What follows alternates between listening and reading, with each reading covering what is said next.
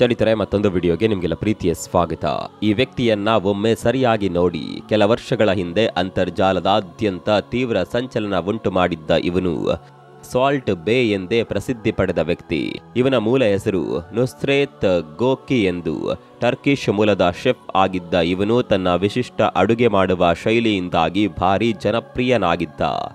ಏಕಾಏಕಿ ರಾತ್ರೋರಾತ್ರಿ ವೈರಲ್ ಆದವನು ಅಲ್ಲಿಂದ ಇಂದಿಗೆ ಸಂಪೂರ್ಣ ಮರೆತೇ ಹೋಗುವ ಹಂತಕ್ಕೆ ಬಂದಿದ್ದಾನೆ.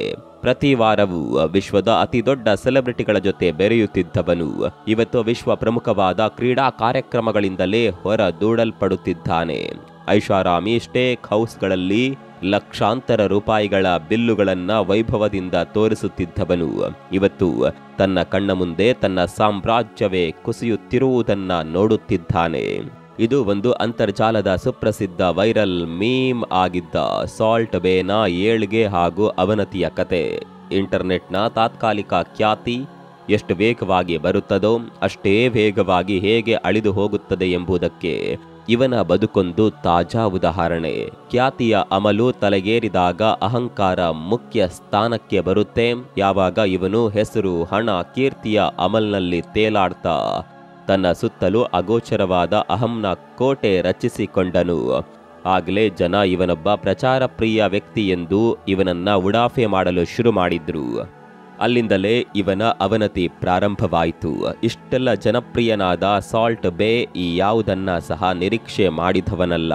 ಅವನ ಬದುಕು ಒಂದು ಕಾಲದಲ್ಲಿ ಕಂಡು ಕಾಣದ ಹಾಗಿತ್ತು. ಸರಳ ಜೀವನದಿಂದ ಮುಂದೆ ವಿಶ್ವ ಪ್ರಸಿದ್ಧಿಗೆ ಅವನು ಬಂದದ್ದೇ ಒಂದು ರೋಚಕ ಆಕಸ್ಮಿಕ. ಇವನ ಅಸಲಿ ಹಿನ್ನೆಲೆ ನೋಡೋದಾದ್ರೆ ನುಸ್ರೇತ್ ಗೋಡ್ಚೆ ಎಂಬಾತನು ಟರ್ಕಿಯ ಪಾಸ್ಲಿ ಎಂಬ ಚಿಕ್ಕ ಹಳ್ಳಿಯಲ್ಲಿ ಜನಿಸಿದ್ದ ವ್ಯಕ್ತಿ. ಅವನ ತಂದೆ ಸಾಮಾನ್ಯ ಗಣಿ ಕಾರ್ಮಿಕರಾಗಿದ್ದರು. ಅವರಿಗೆ ಆಗ ಬರ್ತಾ ಇದ್ದ ಸಂಬಳವು ಕುಟುಂಬ ಸಾಗಿಸಲು ಸಾಕಾಗ್ತಾ ಇರಲಿಲ್ಲ. ಇಂತಹ ಆರ್ಥಿಕ ಸಂಕಷ್ಟದಿಂದ ನುಸ್ರೇತ್ ಕೇವಲ 13ರ ವಯಸ್ಸಿನಲ್ಲೇ ಶಾಲೆಯನ್ನ ಬಿಟ್ಟು ಅಲ್ಲಿಯ ರಾಜಧಾನಿ ಇಸ್ತಾಂಬುಲ್ನ ಒಂದು ಮಾಂಸದಂಗಡಿಯಲ್ಲಿ ಸಹಾಯಕನಾಗಿ ಕೆಲಸ ಆರಂಭಿಸಿದ. ಅಲ್ಲಿ ದಿನದ 13 ಗಂಟೆಗಳ ಕಾಲ ಕೆಲಸ ಮಾಡಬೇಕಿತ್ತು. ಒಂದು ದಿನವೂ ರಜೆ ಇಲ್ಲ. ಆದರೂ ಕೂಡ ಇದು ಅವನ ಆಹಾರೋದ್ಯಮದ ಪಯಣಕ್ಕೆ ಹೊಸ ಮುನ್ನುಡಿ ಬರೆಯಲು ಸಹಾಯ ಮಾಡಿತೆನ್ನಬಹುದು. ಸಾಲ್ಟ್ ಬೇ ಮುಂದಿನ ಹಲವು ವರ್ಷಗಳ ಕಾಲ ವಿವಿಧ ಸ್ಟೇಕ್ ಹೌಸ್ಗಳಲ್ಲಿ ಕೆಲಸ ಮಾಡಿದ. ನಂತರ 2007ರಲ್ಲಿ ಯಾರಿಂದಲೂ ಸುಮಾರು $3,400 ಸಾಲ ತೆಗೆದುಕೊಂಡು ಹಲವು ದೇಶಗಳಿಗೆ ಪ್ರಯಾಣ ಮಾಡಿ ಮೀಟ್ ಮಾರ್ಕೆಟ್ ಹಾಗೂ ಹೋಟೆಲ್ಗಳ ಬಗ್ಗೆ ಸಾಕಷ್ಟು ವಿಷಯ ಕಲ್ತ್ಕೊಂಡ. 2010ರಲ್ಲಿ ತನ್ನದೇ ಆದ ಸ್ವಂತ ಚಿಕ್ಕ ಹೋಟೆಲ್ ಆರಂಭಿಸಿದ. ಕೇವಲ 8 ಮೇಜು, ಸ್ವಲ್ಪ ಜನ ಸಿಬ್ಬಂದಿಯಿಂದ ಆರಂಭವಾದ ಅವನ ಮೊಟ್ಟಮೊದಲ ಸ್ವಂತ ಬಿಸ್ನೆಸ್ ಮುಂದೆ ಟರ್ಕಿಯ ಬಿಲಿಯನೇರ್ಗಳಲ್ಲಿ ಒಬ್ಬರಾಗಿದ್ದ ಫೆರೀತ್ ಸಾಹೇಕ್ ಅವರ ಗಮನ ಸೆಳೆಯುತ್ತದೆ.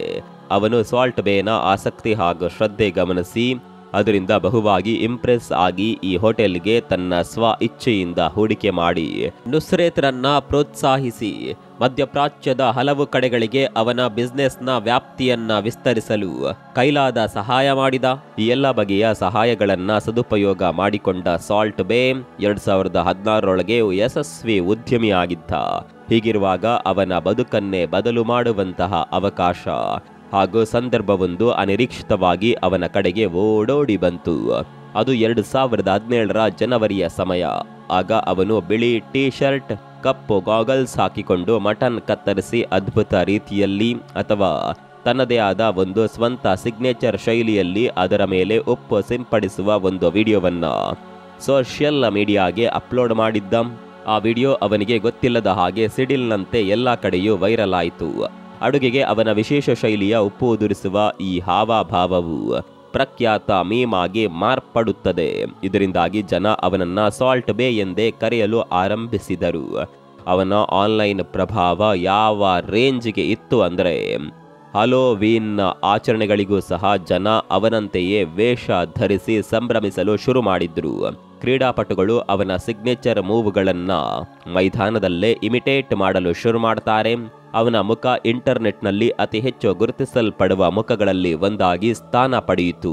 ಈ ಮೂಲಕ ಸಾಲ್ಟ್ ಬೇ ತನಗೆ ಗೊತ್ತಿಲ್ಲದ ಹಾಗೆ ಅಂತರ್ಜಾಲದ ಪ್ರಮುಖ ಸೆನ್ಸೇಷನ್ ಆಗಿ ಹೋಗಿದ್ದ. ಇದೆಲ್ಲದರಿಂದಾಗಿ ಕೈ ತುಂಬ ಹಣ ಮಾಡಿಕೊಳ್ಳಲು ಸಹ ಅವನಿಗೆ ಸಾಧ್ಯವಾಯಿತು. ಅದರಿಂದ ಮುಂದೆ ಕೆಲವು ಆಡಂಬರದ ರೆಸ್ಟೋರೆಂಟ್ಗಳಿಗೆ ಅವನು ಓನರ್ ಸಹ ಆದ. ಅವನು ಅಂತರ್ಜಾಲದ ತುಂಬಾ ವೈರಲ್ ಆದ ಕೆಲವೇ ವಾರಗಳಲ್ಲಿ ನ್ಯೂಯಾರ್ಕ್ ಮತ್ತು ಲಂಡನ್ ನಗರಗಳಲ್ಲಿ ಹೊಸ ಐಷಾರಾಮಿ ಹೋಟೆಲ್ಗಳನ್ನು ಸ್ಥಾಪಿಸಿ ಅದ್ಧೂರಿಯಾಗಿ ಅವುಗಳ ಓಪನಿಂಗ್ ಮಾಡಿದ. ಅವುಗಳ ಓಪನಿಂಗ್ ಹಾಗೂ ವಾತಾವರಣ ಎಷ್ಟು ಅದ್ಧೂರಿಯಾಗಿತ್ತು, ಹಾಗೆಯೇ ಅವುಗಳಲ್ಲಿ ತಯಾರಾಗ್ತಿದ್ದ ಖಾದ್ಯಗಳ ಬೆಲೆಯೂ ಸಹ ಅಷ್ಟೇ ದುಬಾರಿಯಾಗಿತ್ತು. ಬರ್ಗರ್ಗೆ $100, ಒಂದು ರೆಡ್ ಬುಲ್ ಎನರ್ಜಿ ಡ್ರಿಂಕ್ಗೆ $10, ಒಂದು ಸ್ವಾದಿಷ್ಟವಾದ ಡೆಸರ್ಟ್ಗೆ $25 ಮತ್ತು ಅತಿ ಪ್ರಸಿದ್ಧವಾದ ಸುಮಾರು $1800 ಬೆಲೆಯ ಚಿನ್ನದ ಕೋಟಿಂಗ್ನಿಂದ ಲೇಪಿತವಾದ ಲೋಮಹಾಕ್ ಸ್ಟೇಕ್ ಎಂಬ ಅದ್ಧೂರಿ ರೆಸಿಪಿ ಅವನ ಹೋಟೆಲ್ನ ಸ್ಪೆಷಲ್ ಖಾದ್ಯವಾಗಿತ್ತು.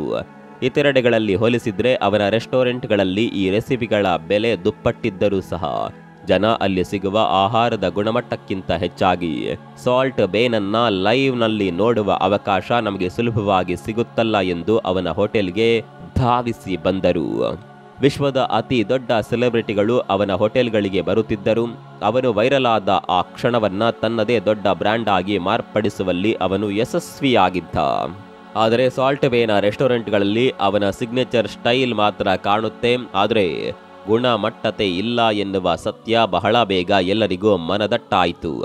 ಅದಕ್ಕೆ ಸಾಕ್ಷಿಯಾಗಿ ಅವನ ಹೋಟೆಲ್ಗಳಿಗೆ ಕೇಳಿಬಂದ ವಿಮರ್ಶೆಗಳು ತುಂಬಾ ಕಳಪೆ ಮಟ್ಟದಲ್ಲಿದ್ದವು.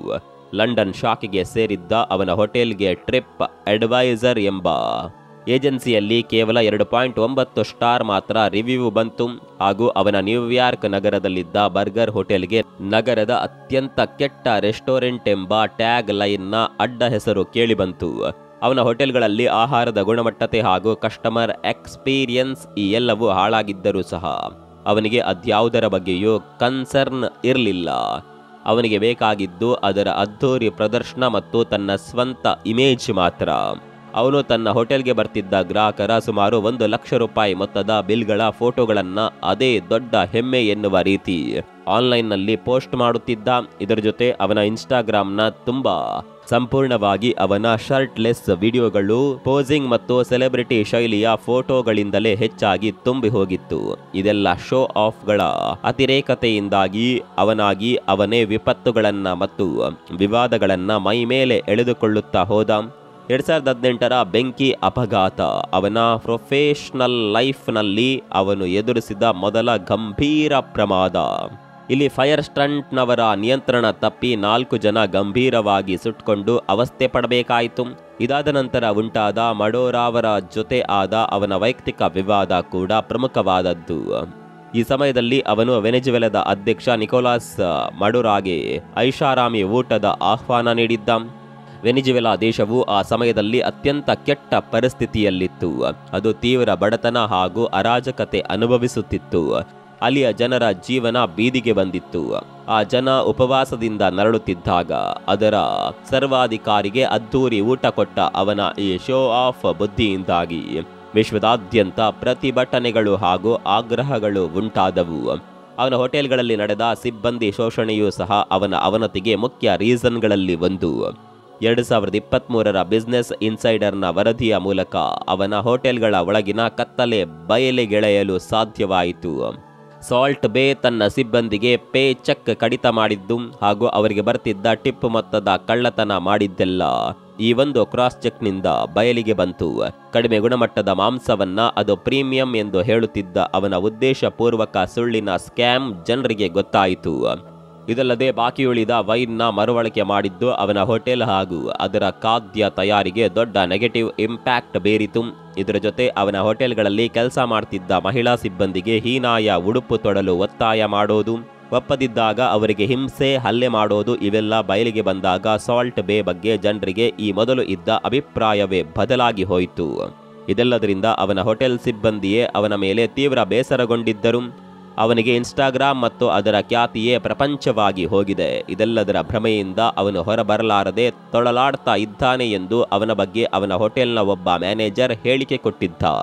ಈ ಮಧ್ಯೆ ನಡೆದ ವಿಶ್ವಕಪ್ನಲ್ಲಿ ಅವನಿಗಾದ ಅವಮಾನವೊಂದು ಆಗ ದೊಡ್ಡ ಹೈಲೈಟ್ ಆಗಿತ್ತು. 2022ರ ಡಿಸೆಂಬರ್ 12ರಂದು ಅರ್ಜೆಂಟೀನಾ ವಿಶ್ವಕಪ್ ಗೆದ್ದ ಆ ರೋಚಕ ಕ್ಷಣದಲ್ಲಿ ಮೈದಾನದಲ್ಲಿ ಆಟಗಾರರು ಸಂಭ್ರಮಿಸುತ್ತಿದ್ದಾಗ ಸಾಲ್ಟ್ ಬೇ ಪಿಚ್ಗೆ ನುಗ್ಗಿದ್ದ. ಆಗ ಅವನು ಮೆಸ್ಸಿಯನ್ನ ಬಲವಂತವಾಗಿ ಹಿಡಿದು ಫೋಟೋ ತೆಗೆದುಕೊಳ್ಳಲು ಒತ್ತಾಯಿಸಿದ. ಇದಕ್ಕಿಂತ ಅತಿರೇಕದ ವರ್ತನೆ ಏನಂದ್ರೆ, ಅವನು ಅಲ್ಲಿದ್ದ ಆ ವಿಶ್ವಕಪ್ನ ಟ್ರೋಫಿಯನ್ನ ಹಿಡಿದು ಪೋಸ್ ಮಾಡಿದ್ದು ಆಗ ನೆಟ್ ಲೋಕದಲ್ಲಿ ತೀವ್ರ ಚರ್ಚೆಗೆ ಗ್ರಾಸವಾಗಿತ್ತು. ಅವನು ತಾನೇ ದೊಡ್ಡ ಸೆಲೆಬ್ರಿಟಿ ಎನ್ನುವ ಅಹಂಭಾವದಲ್ಲಿ ಈ ರೀತಿ ಅನುಚಿತವಾಗಿ ವರ್ತಿಸಿದಾಗ ಎಲ್ಲ ಕಡೆ ಅದು ತೀವ್ರ ಟೀಕೆಗೆ ಗುರಿಯಾಯಿತು. ಇದು ತಮಗೆ ದೊಡ್ಡ ಅವಮಾನ ಎಂದು ಭಾವಿಸಿದ ಫಿಫಾದ ಸಂಸ್ಥೆಯು ಈ ಕುರಿತು ಒಂದು ತನಿಖೆ ನಡೆಸಿ ಅವನಿಗೆ ಇನ್ಮೇಲೆ ಯಾವುದೇ ಫಿಫಾ ವಿಶ್ವಕಪ್ಗೆ ಕಾಲಿಡದ ಹಾಗೆ ಶಾಶ್ವತ ನಿಷೇಧ ಹೇರಿತು. ಇದಾದ ನಂತರ ಸಾಲ್ಟ್ ಬೇ ಚಾಂಪಿಯನ್ಸ್ ಲೀಗ್ ಪಾರ್ಟಿಯಿಂದಲೂ ಸಹ ಹೊರಹಾಕಲ್ಪಡುತ್ತಾನೆ. ಅವನ ಖ್ಯಾತಿಯ ಕುಸಿತ ಇಲ್ಲಿಂದಲೇ ಶುರುವಾಯಿತು. ಇದೆಲ್ಲದರ ಪರಿಣಾಮ ಅವನ ಅಮೆರಿಕದ ಬಹುತೇಕ ಸ್ಟೇಕ್ ಹೌಸ್ಗಳು ಮುಚ್ಚಲ್ಪಟ್ಟಿವೆ. ಇವನ ಲಂಡನ್ನ ಶಾಖೆ ತನ್ನ ಒಟ್ಟಾರೆ ನಿವ್ವಳ ಲಾಭದಲ್ಲಿ 50% ಇಳಿಕೆ ಕಂಡಿದೆ. ಇದು ಸೋಷಿಯಲ್ ಮೀಡಿಯಾದಲ್ಲೂ ಅವನ ಪ್ರಭಾವ ಕುಸಿತವಾಗಲು ಕಾರಣವಾಯಿತು. ಬಹುಬೇಗ ಖ್ಯಾತಿಯ ಶಿಖರಕ್ಕೇರಿದ್ದ ಅವನು ತನ್ನ ಅಹಂಕಾರ ಹಾಗೂ ಅತಿರೇಕದ ಅನುಚಿತ ವರ್ತನೆಗಳಿಂದಾಗಿ ಮತ್ತೆ ಯಶಸ್ಸಿನ ಹಂತದಿಂದ ಅವನತಿಯ ಪಾತಾಳವನ್ನ ಕಾಣಬೇಕಾಗಿ ಬಂತು. ಈ ಸಮಯದಲ್ಲಿ ಅವನು ಕೊಂಚವೇ ತಾಳ್ಮೆಯಿಂದ ನಡೆದುಕೊಂಡಿದ್ದರೆ ಗೋರ್ಡನ್ ರಾಮ್ಸೆ ಮಾದರಿಯಲ್ಲಿ ತಾನು ಒಬ್ಬ ವಿಶ್ವಪ್ರಸಿದ್ಧ ಶೆಫ್ ಆಗಬಹುದಿತ್ತು. ಒಂದು ಕಾಲದಲ್ಲಿ ವಿಶ್ವಪ್ರಸಿದ್ಧ ಮೀಮ್ ಆದ ಅವನು ಇವತ್ತು ಕೇವಲ ಮರೆತು ಹೋದ ಒಂದು ಮೀಮ್ನ ಪಾತ್ರ ಮಾತ್ರವಾಗಿರೋದು ಕಾಲದ ಮಹಿಮೆಯೋ ಅಥವಾ ಕಾಕತಾಳೀಯವೋ ಇಲ್ಲ, ಅದೊಂದು ಪೂರ್ವ ನಿರ್ಧರಿತ ವಿಧಿ ಸಂಕಲ್ಪವೋ ಗೊತ್ತಿಲ್ಲ. ಇದಿಷ್ಟು ಸಹ ಸಾಲ್ಟ್ ಬೇ ಬಗ್ಗೆ ನಾವಿಲ್ಲಿ ಹೇಳಬಹುದಾದ ಒಂದಷ್ಟು ಮಾಹಿತಿ. ಇವನ ಏರಿಳಿತದ ಈ ಕಥೆಯಿಂದ ನಾವೆಲ್ಲ ಕಲಿಯಬಹುದಾದದ್ದೇನು ಎನ್ನುವ ಜಿಜ್ಞಾಸೆಯನ್ನ ವೀಕ್ಷಕರಾದ ನಿಮಗೆ ಬಿಡುತ್ತೇವೆ.